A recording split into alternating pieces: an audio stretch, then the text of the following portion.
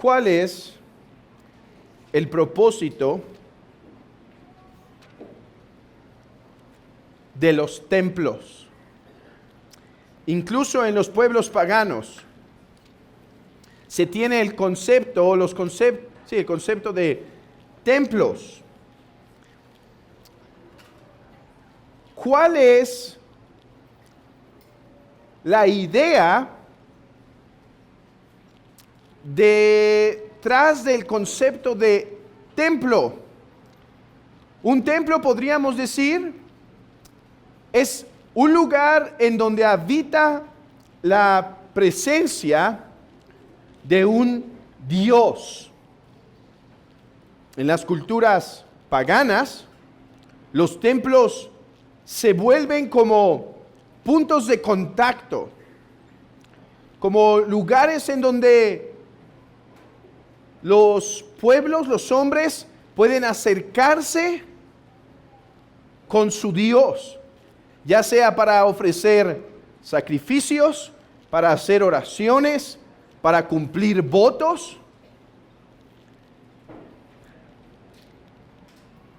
Nosotros sabemos que hay un solo Dios verdadero, pero también sabemos que hay tal cosa como demonios, según nos dice el apóstol Pablo en 1 Corintios, en donde los paganos, pensando a adorar a Dios, a ellos sacrifican. Pero la idea es clara.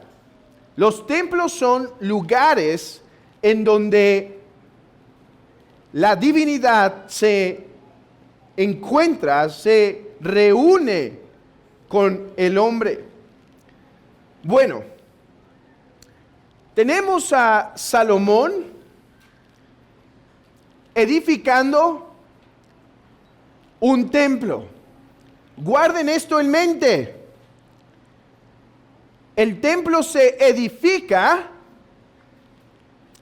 después de que David ha puesto a sus enemigos, ¿en dónde? Bajo el estrado de sus pies.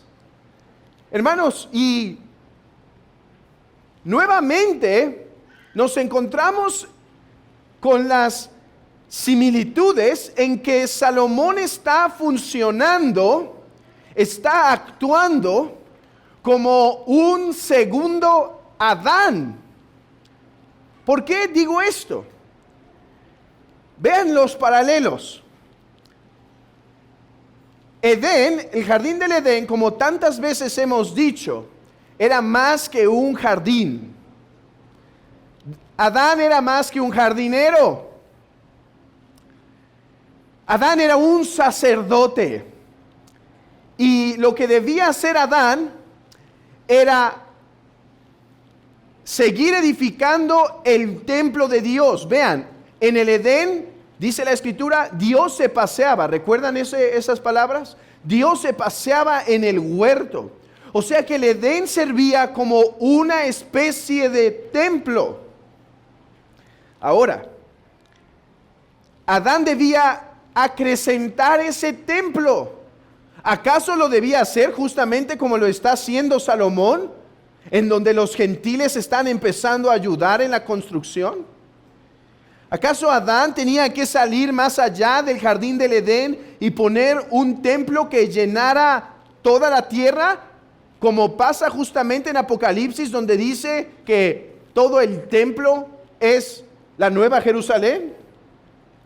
Sí, eso debía ser. Pero Adán falló.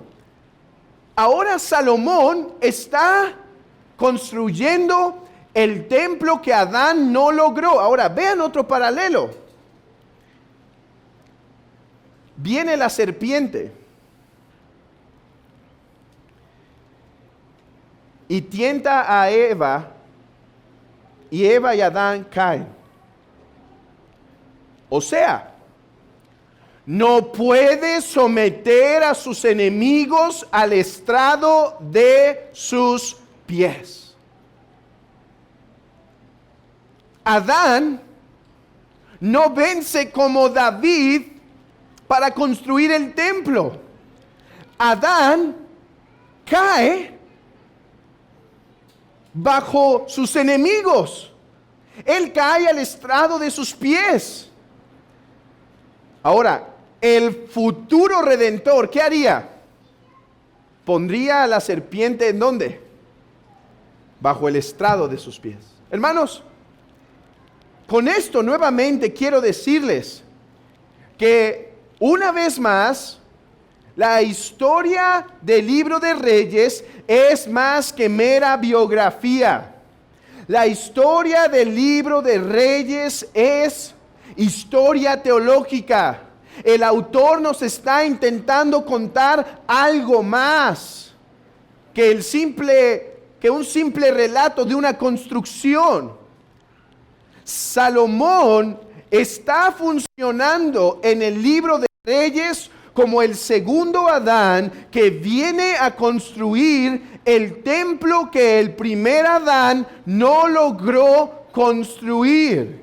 Pero esto solo después de haber puesto David a sus enemigos bajo el estrado de sus pies. Hermanos, ¿qué tiene que ver esto con Cristo y con la iglesia?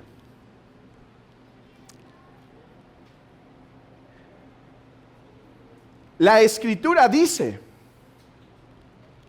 en Hechos capítulo 15, cuando los gentiles se están convirtiendo, que lo que tenemos delante de nosotros no es sino la reconstrucción del templo. ¿Cómo que la reconstrucción del templo? Hermanos, como ustedes saben, aunque Salomón por un tiempo venció y gozó de la victoria de David al haber puesto a sus enemigos bajo el estrado de sus pies, más adelante fallará, pues no caminará en todos los estatutos de Jehová y se apartará de su ley. Y entonces lo que va a ocurrir es que el templo será profanado, será destruido, el arca será llevada cautiva. Ya no habrá ese lugar para Israel en donde Israel tenía contacto con su Dios. El templo iba a ser destruido y por lo tanto los profetas hablan de un momento en donde se reconstruiría el templo, pero con una gloria mayor que la de Salomón. Entonces eso nos dice que aunque Adán falló y Salomón fue el constructor del segundo del templo, del segundo intento, no obstante Salomón no era el Adán final. Habría otro Adán, había otro Salomón que vendría a construir el templo con gloria. Y entonces cuando el pueblo regresa de la cautividad, ¿qué intenta a comenzar a hacer el pueblo en Nehemías y en Esdras? A reconstruir el templo, pero dicen que ese templo no igualó en gloria al de Salomón. Por lo tanto, ese no era. Bueno, Pablo se encuentra predicando el evangelio a los gentiles. Y Pablo dice, ¿por qué van a cargar a los gentiles con las regulaciones del antiguo pacto? No. Déjenme explicarles esto, dice Pablo. Lo que estamos viviendo no es otra cosa sino la reconstrucción del templo profetizado. Sí, estamos experimentando aquel momento de tal gloria de un templo indestructible, de un templo inmarcesible, de un templo que no podrá mancharse. Ahora, ¿cuál era esa reconstrucción, mis hermanos? ¿Cuál era esa reconstrucción? Bueno, la reconstrucción del templo de mayor gloria, que es el de Salomón, fue el cuerpo de nuestro Señor Jesucristo. Cuando meditamos en Primero de Reyes, capítulo 5, y vemos a Salomón actuando como un segundo Adán, Salomón nos sirve para prestar nuestros ojos más allá y decir: Salomón no fue el último, su templo se destruirá, se necesitará otro que al poner a sus enemigos bajo el estrado de sus pies, construirá un mejor y mayor templo. ¿Quién? Jesucristo.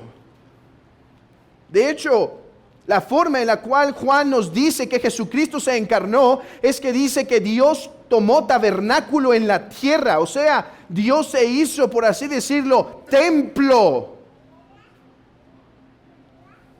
Ahora, Cristo muere para golpear la cabeza de la serpiente y así resucita al tercer día, convirtiéndose Jesucristo en el templo por excelencia, aquel en el cual habita la plenitud de la divinidad.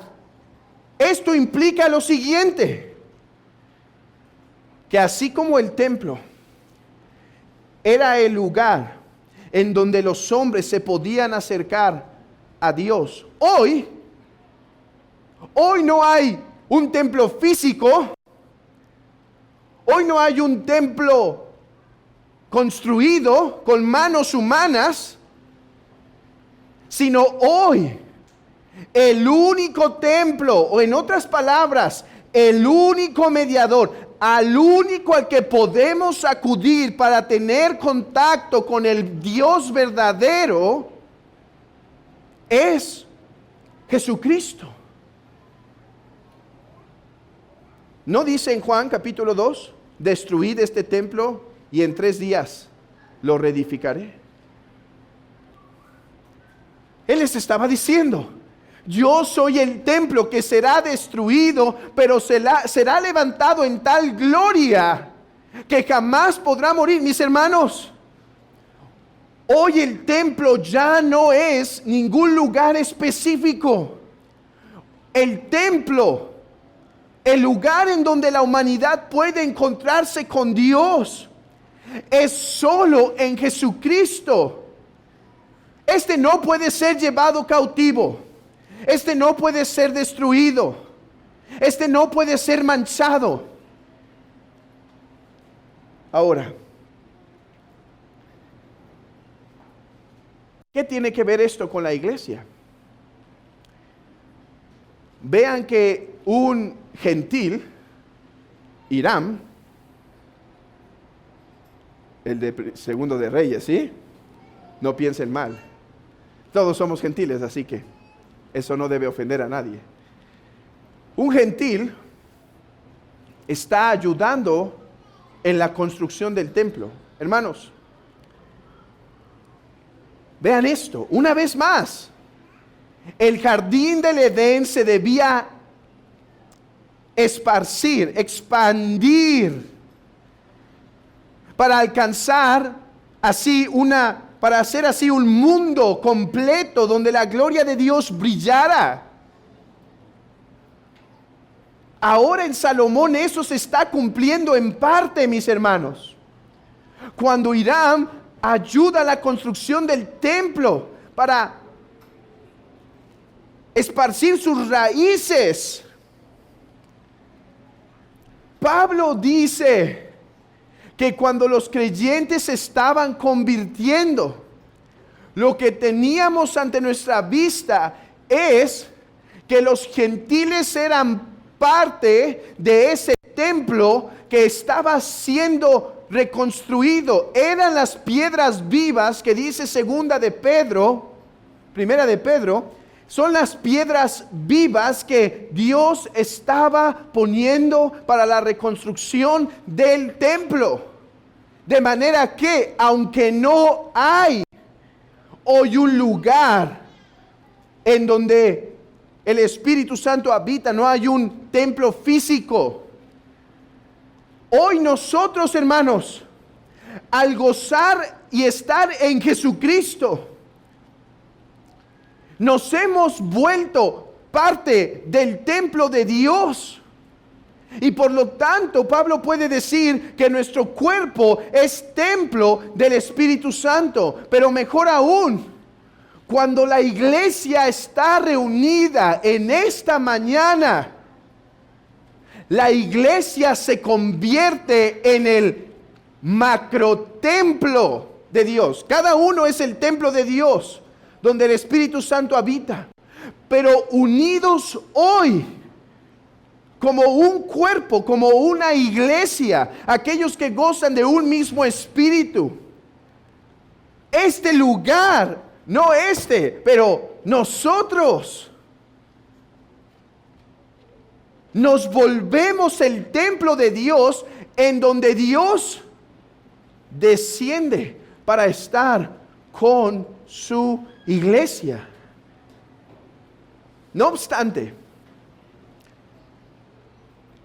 quiero llevarlos a una cosa más, porque con la meditación que tenemos, yo espero que el incrédulo pueda entender que la única forma de estar con el Dios verdadero es a través de Cristo, el templo verdadero.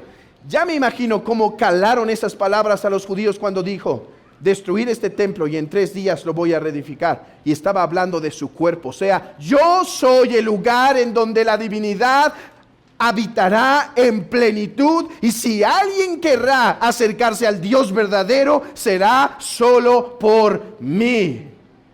En segundo lugar, espero que esté claro que el cumplimiento de la promesa del templo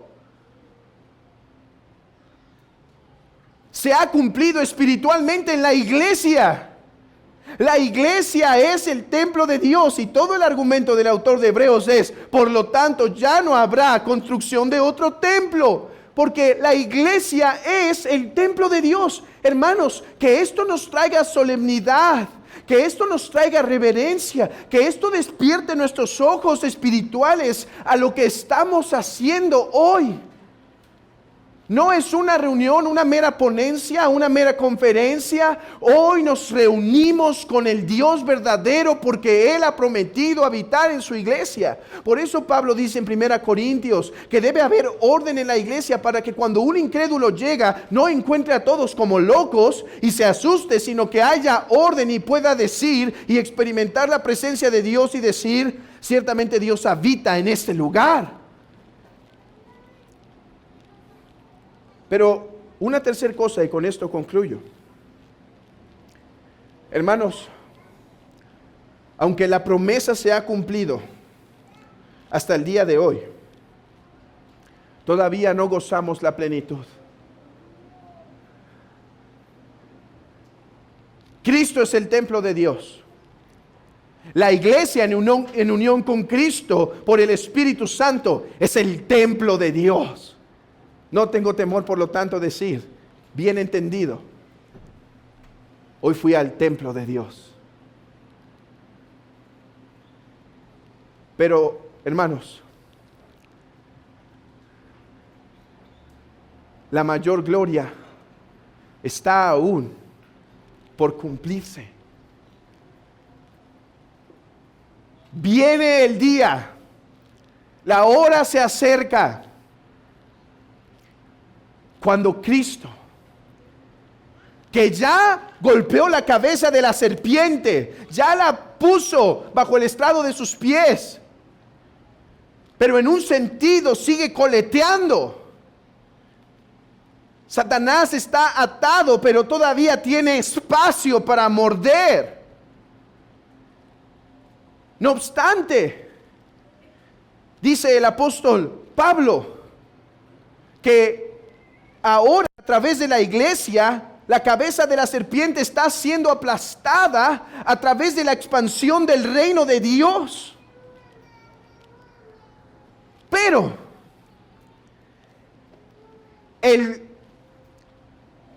toque final, la estacada final, cuando la muerte sea totalmente destruida, está por llegar. Cuando Cristo venga por su iglesia, juzgue a Satanás finalmente, juzgue a los que fueron seguidores de sus caminos, a los mentirosos, incrédulos, los abominables y homicidas, los fornicarios y hechiceros, y todos los mentirosos que tendrán su parte en el lago que arde con fuego y azufre, que es la muerte segunda. Pero recibirá a aquellos benditos de su Padre, y les recibirá en el reino. Y allí, en el templo de Dios, habitaremos perpetuamente. No habrá templo, porque todo el lugar será el templo de Dios. Y mis hermanos, allí será el lugar en donde el anhelo de nuestro corazón llegará a su consumación.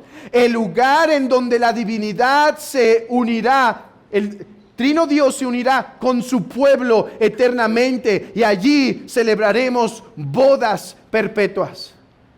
Cuando su pueblo se una con su Dios, porque Dios creó al hombre para tener comunión con Él, pero el hombre se apartó por su pecado y ahora anda errante buscando placeres en otros lugares. Pero Dios quiso construir un nuevo templo para que las naciones vuelvan a su amor, vuelvan a su Creador, para que los hombres regresen y no anden errantes. Y Cristo es ese templo por el cual llegamos al conocimiento del Dios verdadero, por el cual nos unimos verdaderamente a Él, y así podemos gozar de Él ahora y para siempre. Mis hermanos, alcemos nuestros ojos, porque nuestra redención está cerca. Amén.